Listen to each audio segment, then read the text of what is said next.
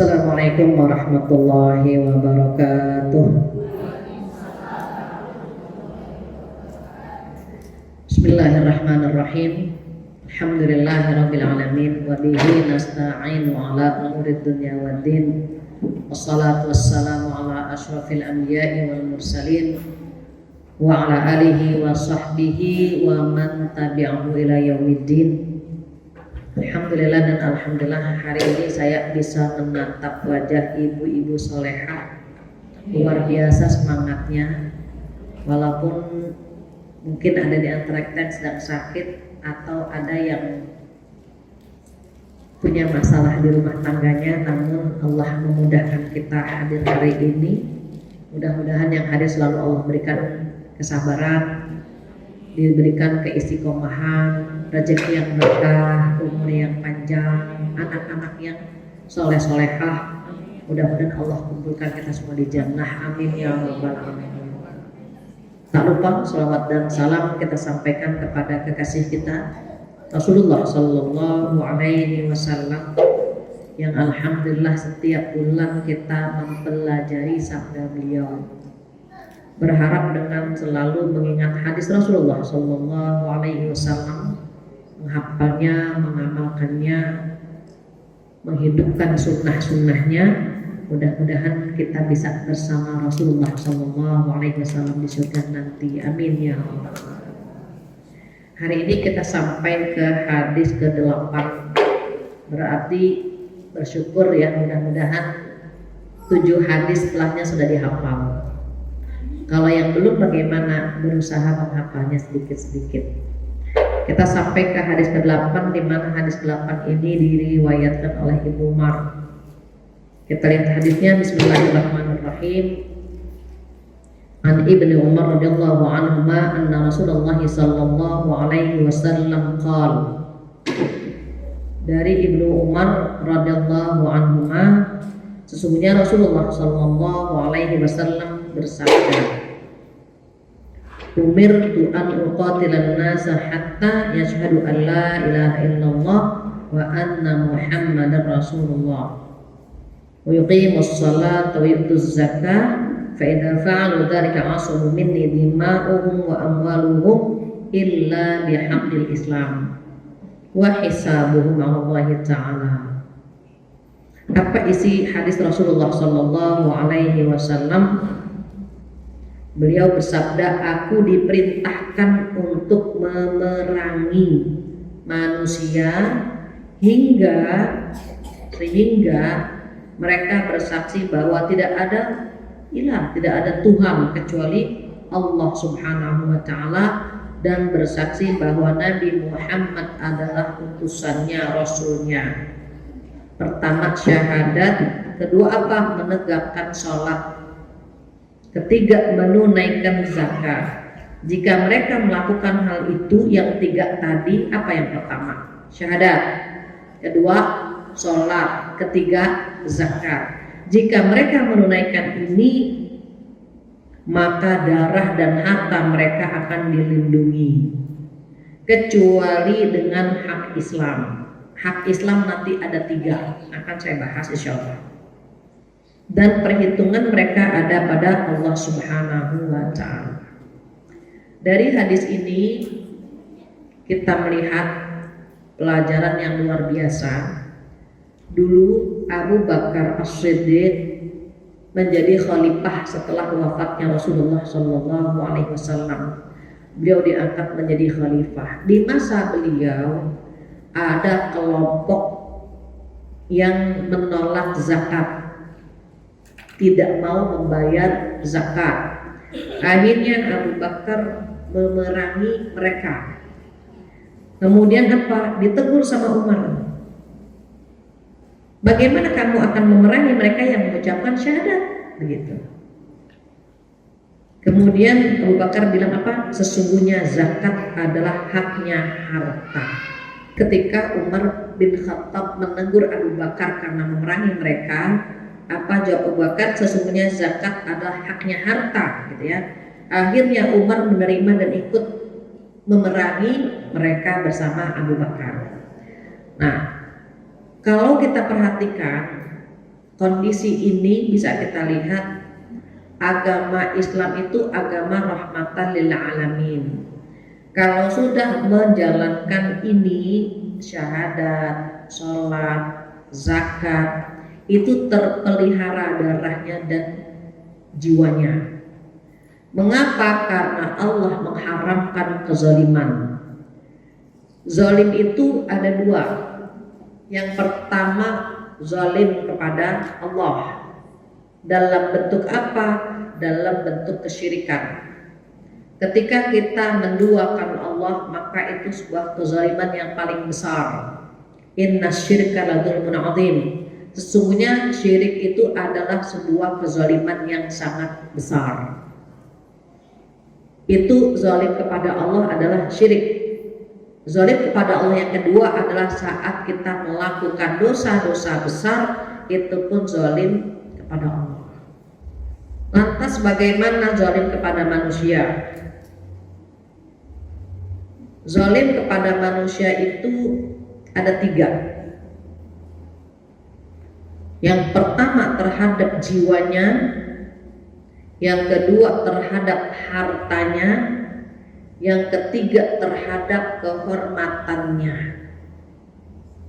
Jika ada orang membunuh orang lain, dia zalim terhadap jiwa atau nyawa orang lain. Haram.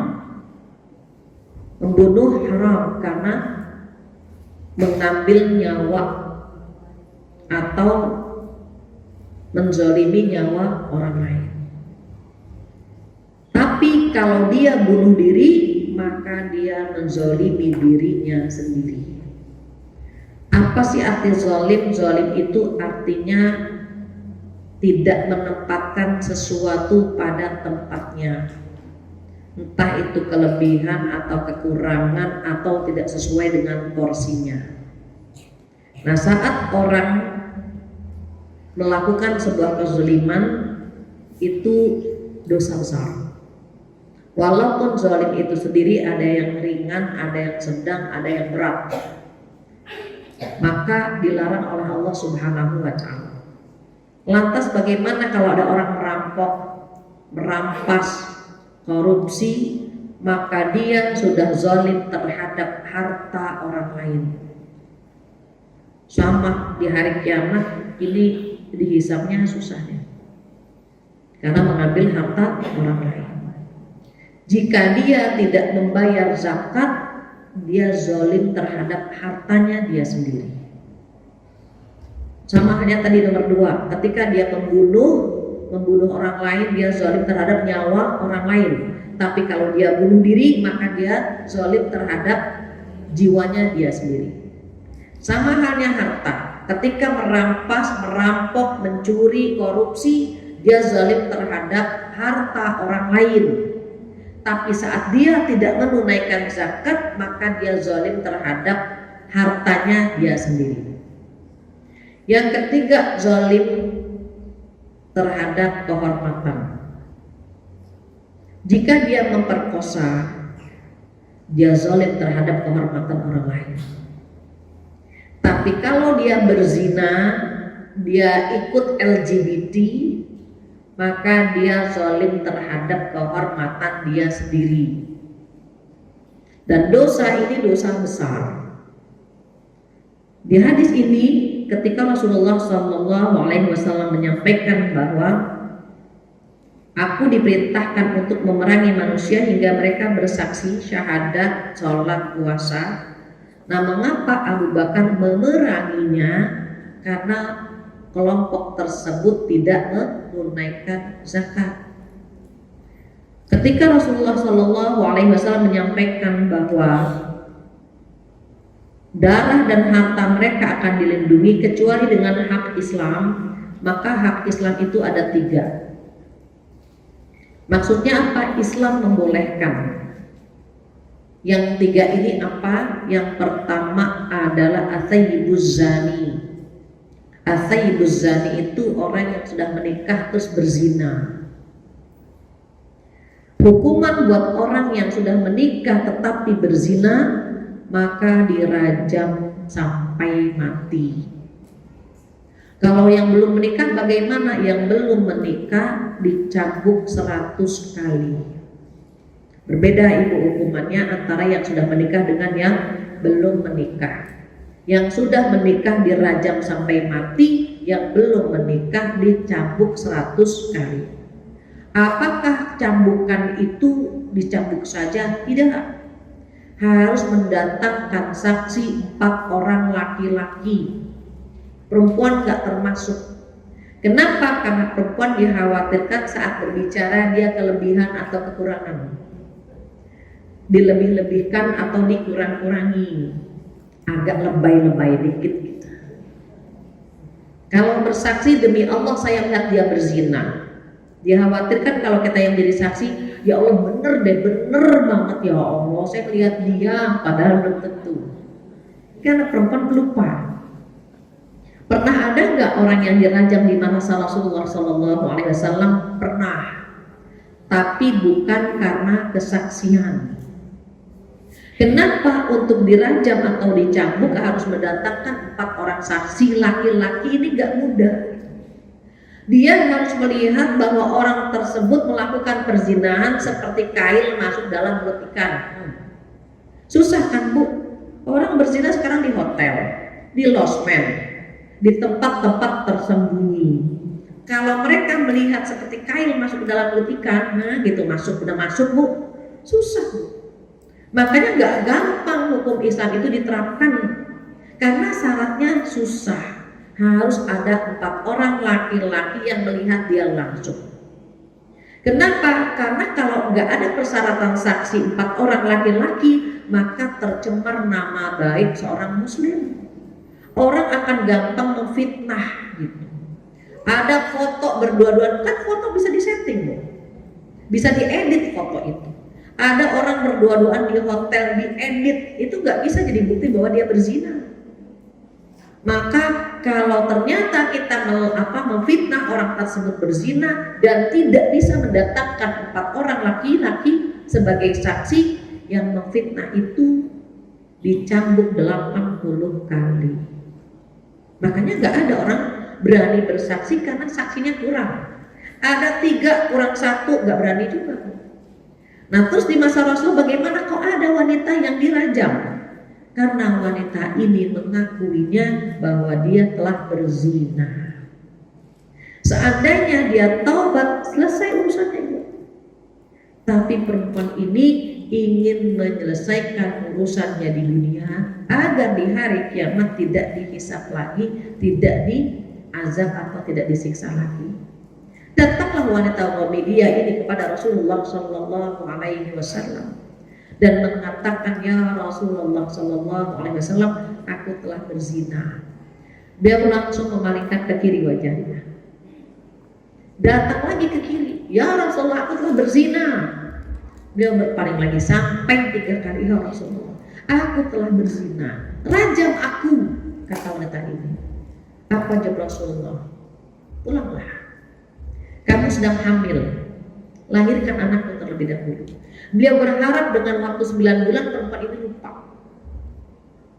Ternyata setelah 9 bulan wanita ini datang lagi. Ya Rasulullah, aku sudah melahirkan bayinya, maka rajam aku sampai mati ya Rasulullah, rajam aku. Kata beliau, babymu butuh ASI, susui dulu 2 tahun. Semoga perempuan ini lupa. Karena kalau sudah taubat, Allah ampuni sudah. Setelah 2 tahun ternyata wanita ini datang lagi membawa anaknya yang sudah umur 2 tahun bersama neneknya. Apa kata wanita ini, ya Rasulullah SAW? Tidak ada alasan untuk menunda rajamku karena anak ini sudah aku susui 2 tahun dan aku titipkan kepada neneknya. Maka rajam aku ya Rasulullah. Permintaan wanita ini. Akhirnya apa? Akhirnya perempuan ini dirajam. Rajam itu dikubur sampai leher. Kemudian dilempari batu-batu kecil sampai meninggal. Kenapa? Karena perbuatan zina dosa besar dan menjijikkan. Orang berzina itu sebuah pengkhianatan dalam rumah tangga. Kalau belum menikah dia berzina, makanya dicambuk 100 kali. Tapi kalau sudah menikah kemudian berzina, dirajam. Kenapa? Ada pengkhianatan. Dia sudah merasakan hubungan intim dengan pasangannya yang sah. Kenapa tertarik untuk melakukannya dengan yang haram? Kalau yang masih sendiri mungkin penasaran, pengen tahu gimana rasanya melakukan hubungan, maka dicambuk 100 kali. Tapi orang yang sudah menikah, dia sudah tahu bagaimana rasanya melakukan hubungan intim dengan pasangan yang sah. Kenapa harus berkhianat? Dulu orang malu selingkuh saja belum sempat berzina orang malu. Sekarang orang berzina dipanggil di podcast. Berapa kali kamu sama dia berhubungan? Sekian kali. Jijik dengarnya ini. Jijik. Dia sudah merusak rumah tangga orang. Dia sudah berkhianat, sudah mengorbankan, mengotori kehormatannya. Maka kalau kita perhatikan orang-orang yang melakukan dosa besar, itu remeh dan gampang melakukan dosa kecil karena sudah terbiasa melakukan dosa besar. Na'udzubillah. Tapi kalau kita nggak biasa, nggak berani melakukan dosa itu, dosa kecil pun kita udah gagal, gelisah. Kita bikin dosa kecil aja gelisah. Ibu rasakan kalau belum sholat tenang nggak? Mau tidur belum sholat isya nggak bisa. Kenapa? Karena berdosa meninggalkan sholat. Dengar azan subuh, kita lagi enak tidur, dengar azan subuh pura-pura nggak denger, nggak bisa. Pengen sekali-kali nggak sholat, berani bu? Nggak berani. Tapi mereka yang terbiasa nggak sholat, akan biasa meninggalkan sholat. Sama hanya zina. Orang kalau nggak berani mengerjakan dosa tadi bu, cuma membalas WA atau cuma nyapa, itu takut banget dosa. Ya Allah, jangan-jangan ini dosa. Walaupun kita cuma sekedar membalas sapaan saja, apalagi sampai melakukan perzinahan. Tetapi sekarang orang sudah mulai mencoba mendekati zina, padahal Allah melarangnya apa? Wala taqrabuz zina. Jangan mendekati zina. Mendekatinya saja tidak boleh, apalagi melakukannya.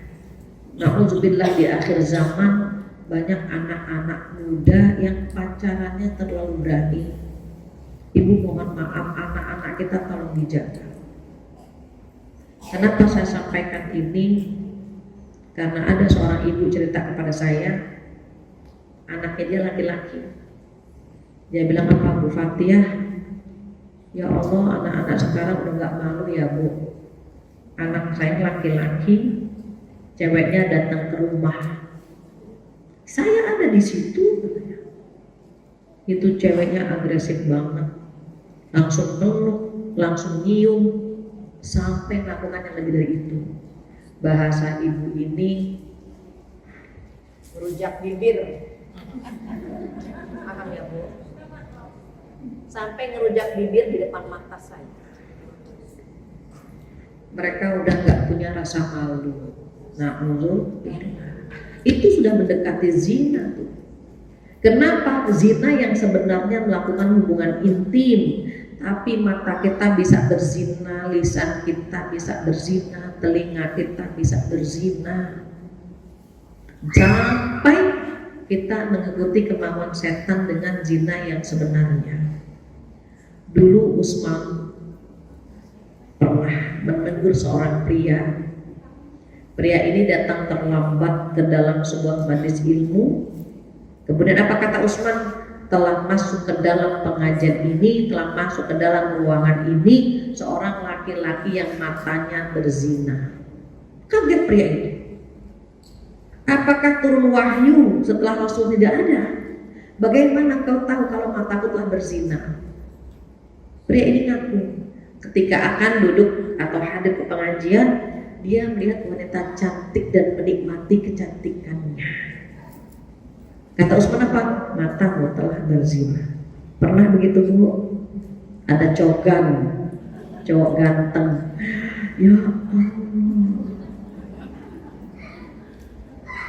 nonton drakor, ya Allah, hidungnya, matanya. Walaupun sementara ini opa-opa Korea minggir dulu, digantikan sama Abu Ubaidah dan kawan-kawannya. Sampai seorang ulama, wahai wanita, jaga kehormatanmu, tundukkan pandanganmu. Apa kata wanita-wanita ini? Aku tidak pernah melihat laki-laki kecuali melihat Abu Ubaidah dan kawan-kawan. Tapi ternyata menodai juga. Padahal cuma matanya yang kelihatan. Masya Allah. Tetap aja kita dibuat cemburu dengan Maya. Siapa Maya? Maya wanita Israel yang ditawan, kemudian dibebaskan. Fisiknya sudah dibebaskan, tapi hatinya tetap tertawan. Dia nggak pengen pisah sama pejuang Hamas. Kenapa? Ternyata dia mendapatkan pria sejati dalam diri pria Hamas, pria Palestina. Bagaimana bisa? Dia menservis kami, ngasih makan, ngasih minum, bahkan make up, sabun. Dia menservis kami, tetapi tidak pernah menyentuh kami. Masya Allah. Di zaman sekarang, paha perempuan sama paha ayam mahalan mana? Ibu lihat ayam ditaruh di etalase, ya, ngambilnya pakai jepit. Terus tiba-tiba ibu mau milih-milih, dipegang-pegang gitu. Mana yang marah nggak pedagangnya? Marah. Tapi paha perempuan dipegang-pegangnya, malah mana jadinya? Malah paha ayah. Jangan sampai kita punya anak perempuan tidak marah saat anak-anak kita tidak menutup aurat. Kenapa? Karena zina itu nggak sekonyong-konyong langsung berzina, Bu. Berzina yuk berzina, nggak mungkin. Ada prosesnya terlebih dahulu, dan zina itu dosa besar. Mohon maaf saya ingatkan terus, ibu chattingan sama lawan jenis, suara sama lawan jenis, jangan dibikin manja, mendesak atau cadel. Makasih jadi maaci bapak, maaci. Makasih ya Pak. Kalau sama suami silahkan, tapi kalau sama suami orang nggak boleh begitu. Sama tetangga, maaci bapak. Siapa kita ya tetangga kita? Terkadang telepon, saya dengerin, ya Allah ini ibu. Siapa Bu? Itu temen SMP, ya Allah. Sama temen SMP ngomongnya pisang jadi pincang, sakit jadi atit. Jangan. Itu VMJ Bu, virus merah jambu.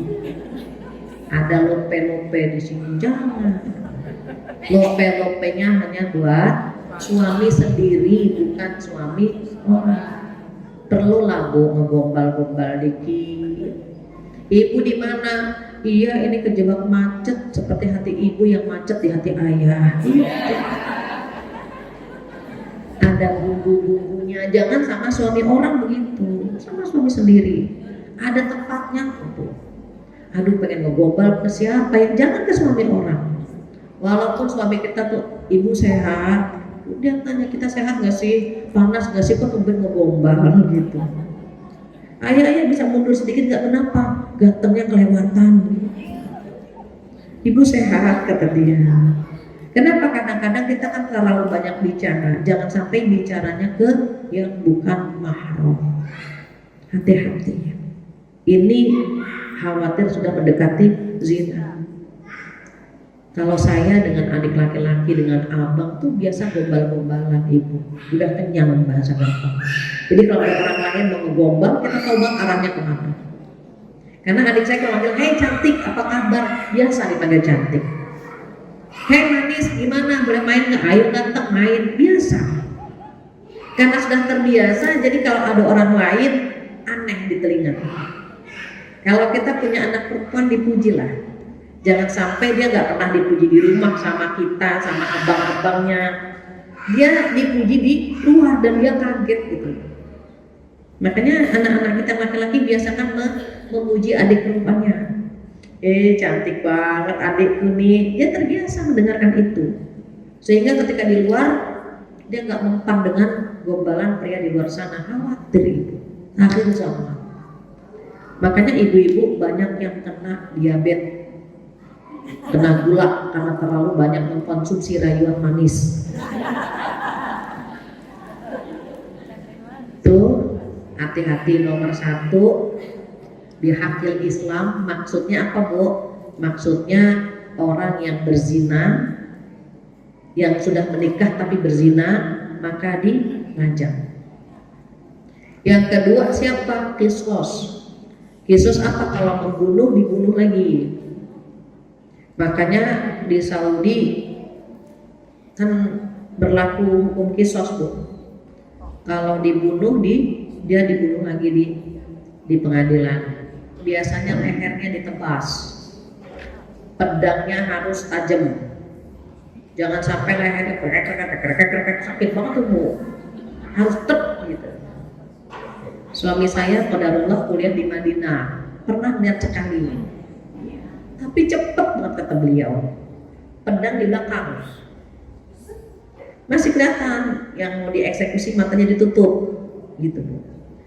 Cuman ngedik itu pala udah gak ada gitu. Tajam sekali pedangnya. Kenapa? Dia sudah mengambil nyawa orang lain. Di sini nyuri motor dibakar, kan gitu, Bu. Dosa besar itu. Membunuh itu dosa besar. Satu nyawa, ibu bayangkan mahal. Ibu perhatikan di Gaza berapa ribu nyawa melayang. Sampai detik ini ya, Bu, hari ini penyerangan kembali, gencatan senjata 4 hari, tapi tetap aja itu Israel, na'udzubillah. Makanya Allah menggunakan kalimat la'anatullah, la'inun, la'anat, karena mereka perilakunya bukan seperti manusia. Setiap hari mereka membantai seperti gak punya hati begitu.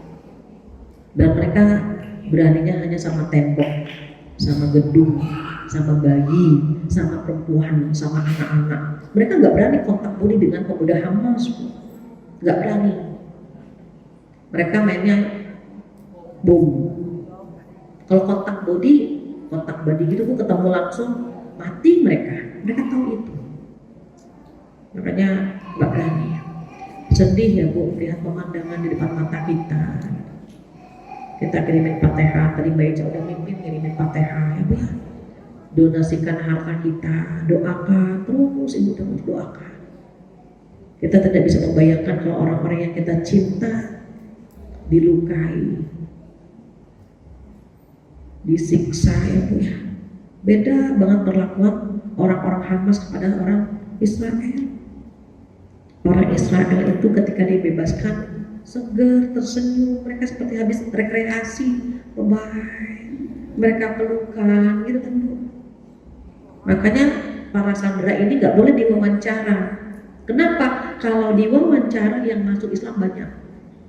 Bagaimana bisa orang Palestina, kata mereka, anaknya dibunuh, istrinya dibunuh gitu kan, Bu, rumahnya dirampas, bagaimana mereka gak punya rasa dendam, tetap memperlakukan mereka dengan baik. Ibu, kita kalau tersakiti suka lupakan, Bu, bicara kita.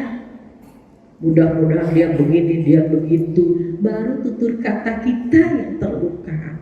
Hati kita yang tersakiti karena kata-kata mereka diambil, Bu. Rumahnya dihancurkan, keluarganya dibunuh, dibom, tapi masih bisa memaafkan. Kalau kita lihat ya Allah, ini baru orang Palestina punya akhlak semulia itu.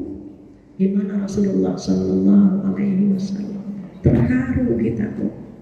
Banyak orang-orang non-Muslim jadi mu'alaf melihat pemandangan itu. Hati mereka terbuat dari apa, kata mereka. Keluarganya dibunuh, tapi mereka memperlakukan musuhnya seindah itu. Dari mana akhlak mereka? Mereka tahu orang-orang Palestina istiqomah membaca Al-Quran, mulailah mereka membaca Al-Quran. Ada teman saya alumni dari Amerika, dapat info dari grup-grupnya, Bu, orang Amerika sekarang berbondong-bondong membeli Al-Quran. Non-Muslim baca Quran, malu kan Bu kalau kita nggak baca Quran. Jadi di Al-Quran itu ada semua, kata mereka, ada semua. Ternyata akhlak mereka mulia seperti Nabi mereka. Jadi membunuh itu haram. Bagaimana kita banyak yang dihargai murah sekali kan Bu, cemburu dibunuh gitu kan Bu, gara-gara perempuan laki-lakinya dibunuh. Murah sekali harga nyawa di negara kita karena tidak ada kisos. Coba kalau ada kisos, nggak berani. Kalau semuanya mengikuti ajaran Allah dan Rasul, negara ini aman. Jangan khawatir Bu, kriminal itu paling cuma ada 4 atau 5, saya lupa ya. Rajam, mencuri, memfitnah orang berzina, minum gitu. Selebihnya kan Bu akhlak isi Al-Quran itu. Al-Quran 30 juz itu isinya akhlak, ke pintu ketika ke rumah saudaranya. Itu sudah menjalankan syariat Islam. Suami sayang sama istrinya, istrinya juga sayang sama suaminya, mendidik anak dengan baik. Itu isi Al-Quran itu begitu. Cuma kita ditakut-takuti dengan hukuman. Padahal kalau kita nggak ada masalah, kita nggak pengen berzina, kita nggak pengen mengambil hak orang lain, nggak pengen mencuri, ya nggak ada masalah. Tapi itu tadi, kita ditakut-takuti. Padahal Ibu, mohon maaf, untuk kasus pencurian itu saksinya harus 2 orang laki-laki, perempuan enggak. Kasus perzinahan saksinya 4 orang laki-laki, perempuan tidak. Nggak gampang itu. Kalau yang lihat cuma 1, nggak bisa diterapkan begitu. Jadi Allah itu membolehkan, pertama karena orang yang sudah menikah berzina, yang kedua kisos ya, membunuh, dan yang terakhir ketika dia berada di barisan musuh, perang nih Bu, umat Islam melawan orang kafir gitu kan Bu. Orang ayahnya itu misalnya atau temennya murtad, berarti berada di barisan kafir. Kalau perang ya haram. Jadi ada seorang sahabat mu'allaf menjadi muslim, ayahnya masih kafir. Pada saat perang berhadapan Bu, dia nggak pengen berhadapan sama ayahnya, dia lari. Tapi sama ayahnya dikejar, dikejar. Akhirnya apa? Akhirnya dia dengan terpaksa membunuh ayahnya. Halal Ibu. Kenapa? Karena dia berada di posisi musuh begitu. Terus kalau misalnya ada orang pura-pura biar selamat nih Bu, pura-pura ya Bu, pura-pura masuk Islam biar selamat, pura-pura gitu Bu. Kata Rasulullah di sini, dan perhitungan mereka ada pada Allah Subhanahu wa Ta'ala. Contoh tadi, perempuan komedian yang minta dirajam, dia ikhlas mintanya. Ketulusan hatinya, keimanannya, dia ingin urusannya selesai di dunia agar di akhirat gak ada siksa lagi. Ikhlas menerima itu, redho menerimanya. Ketika dia wafat, dari tubuhnya tercium aroma yang luar biasa wanginya. Kata Rasulullah apa? Wanita ini menjadi penghuni surga. Coba itu. Kenapa? Ada ketulusan di situ. Redho, memang dia bersalah. Rajam aku, hukum aku, agar nanti di hari kiamat tidak ada lagi hukuman baginya. Makanya wanita ini menjadi penghuni surga. Pernah juga dalam peperangan, seorang sahabat udah nempelin pedang di leher musuh. Karena sudah ditempelin, udah tinggal gitu Bu. Tiba-tiba pria ini syahadat. Dianggapnya mau selamat aja nih, dibunuh juga. Sampai berita ini kepada Rasulullah SAW dan beliau marah. udah syahadat masih dibunuh. Bahasa gampangnya, terjemahan bebasnya, jangan-jangan karena kepepet gitu. Karena udah di sini pedang baru syahadat. Jangan-jangan pengen selamat, ditegur sama Rasulullah, marah beliau, nggak boleh. Hatinya serahkan sama Allah. Hati itu yang tahu hanya Allah Subhanahu wa Ta'ala. Sama hanya kita sekarang.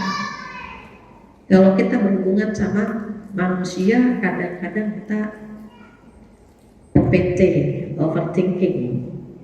Jangan-jangan dia, kan suka gitu tuh.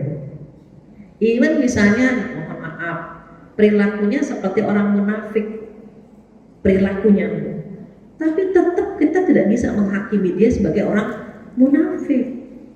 Kenapa? Karena hatinya hanya urusan Allah saja. Jadi ada yang dihukum ikhlas, ada yang dihukum tidak ikhlas, maka biarkan itu urusannya Allah Subhanahu wa Ta'ala. Demikian pula kalau ada orang mu'allaf, jangan-jangan pura-pura, biarkan saja dia masuk Islam, hatinya urusan Allah. Kita bimbing dia, karena lagi viral nih Bu. Gak tahu nih Ibu udah tahu apa belum? Intinya ada seseorang yang seakan-akan mau jadi mu'allaf gitu. Terus tiba-tiba bocorlah omongan dia kepada non-muslim. Ternyata dia mendukung non-muslim gitu. Loh kok bisa? Ada yang bilang kalau YouTuber tuh begitu, jangan dipercaya. Dia manggil ustaz ke roomnya dia karena mau mendapatkan follower, subscribernya mungkin gitu. Ya kita doakan saja, mudah-mudahan dia betul-betul menjadi mu'allaf, karena urusan hati hak prerogatif Allah Subhanahu wa Ta'ala. Kalau kepada non-muslim saja demikian, apalagi kepada saudara kita seakidah. Jangan cari-cari kesalahannya, jangan suudzon, jangan cemari nama baiknya dengan gosip-gosip yang keluar dari mulut kita. Jangan fitnah dia saudara kita. Jadi kalau saudara seakidah, saudara seiman, jaga nama baiknya, jangan cari kesalahannya, jangan overthinking kepada dia. Kenapa? Sama yang beda keyakinan saja nggak boleh, apalagi yang satu keyakinan.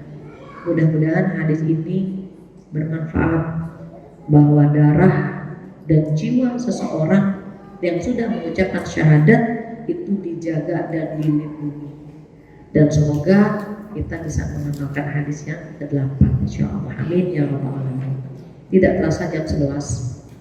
Ada ibu yang mau bertanya, menambahkan. Ada waktu berapa menit Mbak Ica?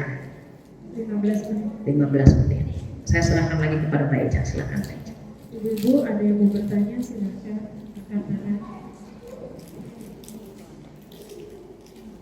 Kayaknya hari ini terpesona semua ya. Dengan siapa nih? Jangan-jangan dengan Abu Baidah sana.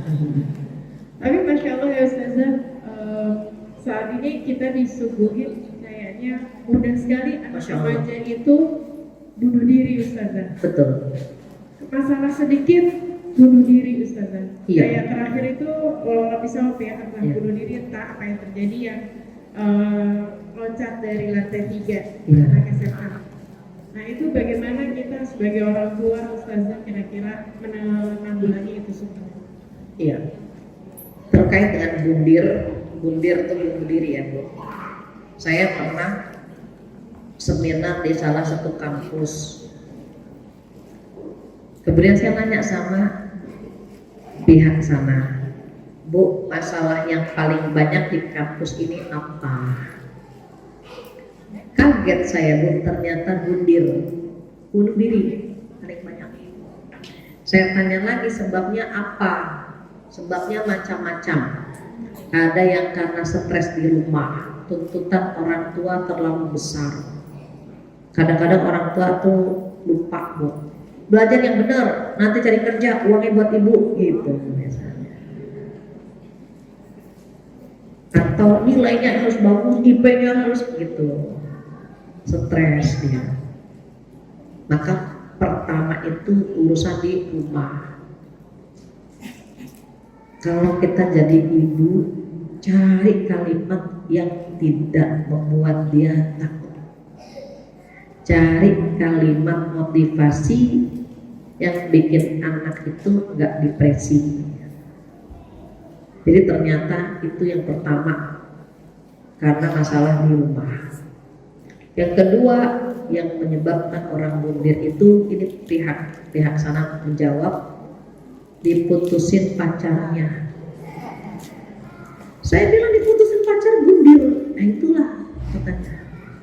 Anak-anak sekarang mentalnya mental stroberi, cepet rapuh, cemburu, diselingkuhi, diputusin, maka bunuh diri. Ada yang ketiga. Yang ketiga itu naudzubillah juga ya, terlilit pinjol. Terlilit pinjol, berbunga, diteror terus kan tuh Bu, teror, dikata-katain, stres dia. Akhirnya bunuh diri. Dari tiga ini perlu ngobrol sama anak-anak. Jangan sampai anak-anak menyimpan rasa stres, depresi, tapi orang tuanya tidak tahu. Ngobrol, sehat nak, di kantor bagaimana, di kampus bagaimana, termasuk ada teman, ada guru cerita kepada saya, Bu, ini saya punya santri, punya siswi, setiap ada perlombaan, setiap ada ujian, ini kata dia, itu anak itu dia berprestasi, dia sering juara, tetapi setiap ada perlombaan atau ada ujian, dia tuh diam kayak stres gitu. Ketika ditanya sama gurunya, kenapa? Saya nggak takut sama ujiannya, saya nggak takut dengan perlombaannya, dia bitter. Yang saya takuti marahnya ibu saya kalau saya nggak juara. Anak ini takut Bu, karena ibu jangan lupa harus juara gitu. Stres anak ini. Ketika kita bikin acara besar, anak ini nanya ke saya, angkat tangan, Bu, bagaimana caranya biar bisa nyatu hati kita dengan ibu kita, gitu. Biar berani bicara kita dengan ibu kita, gitu. Saya nggak tahu kalau ternyata anak ini yang bermasalah yang diceritakan oleh guru tadi. Saya bilang peluk ibu, bilang sama ibu pengen, tapi dia nggak berani. Qadarullah ibu pada saat itu ibunya si anak ini hadir. Akhirnya ibunya yang menghampiri anaknya, kan anaknya nggak berani kan. Ibunya yang menghampiri anaknya, dipeluk seperti itu Bu. Kata ibunya, Pak, terima kasih. Selama ini saya sudah salah mendidik anak-anak saya harus jadi begini. Lupa kalau ada Allah yang menata, mengatur. Orang tua kan pengennya begini, pengennya begitu. Tapi kadang-kadang kan Allah punya skenario lain loh. Allah itu punya grand design yang lebih indah dari apa yang kita inginkan. Kadang-kadang kita memaksa diri kita, memaksa keluarga kita, memaksa orang lain agar sesuai dengan kemauan kita. Terus gimana? Tanya sama Allah dulu. Allah pengennya gimana nih? Allah nih anak saya baiknya kemana gitu. Pasangannya seperti apa? Konsultasi sama apa Allah. Allah dulu, Allah lagi, Allah terus, gitulah konsepnya. Mungkin itu ya yang membuat anak-anak banyak yang menzalimi dirinya sendiri. Kan bunuh diri kan menzalimi dirinya. Kalau dia membunuh, menzalimi nyawa orang lain. Kalau bunuh diri kan dia menzalimi dirinya. Sama halnya dengan zakat. Kalau dia mencuri, merampok, merampas, korupsi, dia zalim dengan harta orang lain. Tapi jangan lupa kalau dia tidak menunaikan zakat, dia zalim terhadap hartanya dia sendiri. Biar hati kita tenang, keluarga kita tenang, zakatnya dihitung, sedekahnya ditunaikan atau dikeluarkan. Walaupun sedekah itu hukumnya sunnah. Yang wajib apa bu? Zakat. Kalau zakat wajib, kalau sedekah sunnah. Biar aman, biar dapat pahala semua ya zakat ditunaikan, ya sedekah juga dikeluarkan, berkah insya Allah. Demikian Allah. Ada pertanyaan dari ibu-ibu? Silakan ibu-ibu kalau ada yang bertanya mungkin. Kalau nggak ada nggak apa-apa ya bu, jangan dipikirkan ya bu. Kalau nggak ada mungkin kita tutup aja Ustazah. Baik, ibu tahu aja, saya pulang dari sini mau langsung pulang kampung. Jadi alhamdulillah nggak ada pertanyaan, karena kita butuh kekuatan untuk mengamalkan apa yang kita dapat ya bu. Ilmu itu bukan untuk dikoleksi, tapi perlu diaplikasikan, diamalkan. Mudah-mudahan Allah mempertemukan kita bulan depan, tahun depan, mempertemukan kita tahun depan dengan keimanan yang lebih baik, dengan kesehatan yang lebih baik, dengan kondisi keluarga yang lebih baik lagi, dan yang terpenting lebih dekat kepada Allah Subhanahu wa Ta'ala. Punya itikad, punya niat baik ya bu. Tahun baru, semangat baru, ibadah baru, hati yang hancur diganti dengan hati yang baru, hati yang penuh dosa diisi dengan taubatan nasuha. Itu saja kesempurnaan milik Allah, kekurangan dari saya. Mohon dibukakan pintu maaf yang sebesar-besarnya. Kita tutup dengan doa penutup majlis bersama-sama. Subhanallahumma wa bihamdika asyhadu an la ilaha illa anta astaghfiruka wa atubu ilaik.